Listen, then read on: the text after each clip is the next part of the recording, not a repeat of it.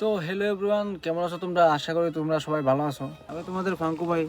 তো ঘটনা হয়েছে, মনুশ্রীর যে রোগটা আক্রান্ত আছে, সেম আর একটা রোগ আমরা কমলপুর কলারছড়িতে ছোট্ট একটা শিশু, ঠিক আছে, প্রায় আর মনে হয় 2 মাস, ঠিক আছে, 2 মাস টাইম আছে, প্রায় 1 বছরের টাইম দিয়েছিল ডাক্তারে, ঠিক আছে।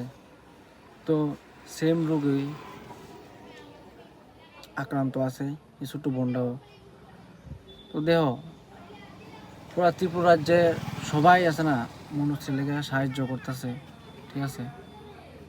ওখানে এই রোগটা তো সেম একটা রোগ ধরা পড়ছে আমরা কমলপুর, ঠিক আছে।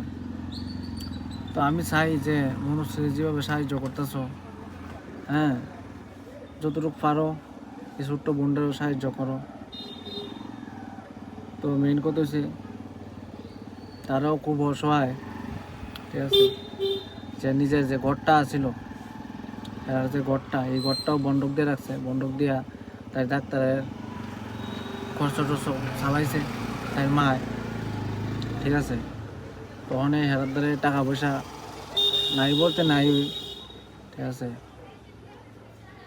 তো 2 মাসের ভিতরে যদি তোমরা একটু ম্যানেজ করো, তোমরা সবাই একটু সাহায্য করো, ঠিক আছে। আমিও কইতে পারি না, হঠাৎ করে আমার ফেসবুকে কমলপুরের আর মানিক বান্ডার কলারছড়ির 2-3টা ভাই বোন আমারে SMS করছে, এবারে ব্যাপারটা জানাইছে। আমিও বাড়িতে নাই, আমিও আছি আরেক কেন, ঠিক আছে। তাহলে ভিডিওটা বানাইতে অনেক লেট হইতেছে আমার। আমি SMS দেখছি কিন্তু আমি ভিডিওটা বানাতে পারতেছি না। আমি আসছিলাম আর একটা জান লেগে বিজি আসছিলাম কয়েকটা দিন। তো মনুষ্য লেগেও আমার টিম, মনুষ্য লেগা আমার টিমও বাইরেছে, আমবাসার আছে, আমরা কমলপুর আছে, মানিক বান্ডার আছে, আমরা বাইরে বাজার সবাই ছোটো বড়, ঠিক আছে না, সব ওখান থেকে ডোনেশন কালেক্ট করতেছে। আমি চাই এই বোনটার লেগেও তোমরা কিছু ডোনেশন দেও, ঠিক আছে। তো বাকি কথা তার মা কী কয় তোমরা একটু শুনো প্লিজ, যতটুকু পারো ততটুকু একটু সাহায্য করো। আমার নাম পাপিয়া দেব। আমার মেয়ে ইপসিতা নমস্কার। হের আজকে অনেক দিন হয়েছে SMA রোগ ধরা পড়ছে। ডাক্তার হেরে কইছে বাইরে নিয়ে যাওয়ার লেগে। হের অলরেডি 2টা সমস্যা হইতেছে। হের ওই পায়ের হাঁটুটি ভাঙতে পারে না, হে শ্বাস ফেলাইতে হের প্রচণ্ড কষ্ট হইতেছে। আমরা এখন মানে বাড়িতে স্প্রে দিয়ে দিছে, আমরা এখন বাড়িতে স্প্রে ব্যবহার করাইতেছি। তো সবাই মিলা যদি আমার মেয়ের সাহায্য না করেন তাহলে আমার মানে সামর্থ্য নাই আমি যে ওই টাকা বাইর করি।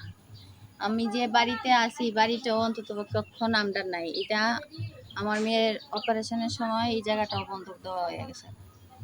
এখন আর এমন কিছু নাই যে আমি বিক্রি হইলে সেটা যে আমি এখন টাকা বাইর করি। কিন্তু সবাই মিলে যদি একটু সাহায্য করো তাহলে আমার মেয়েরে আমি বাইরে নিয়ে যেতে পারি, আমার বাচ্চাটা সুস্থ হইবে।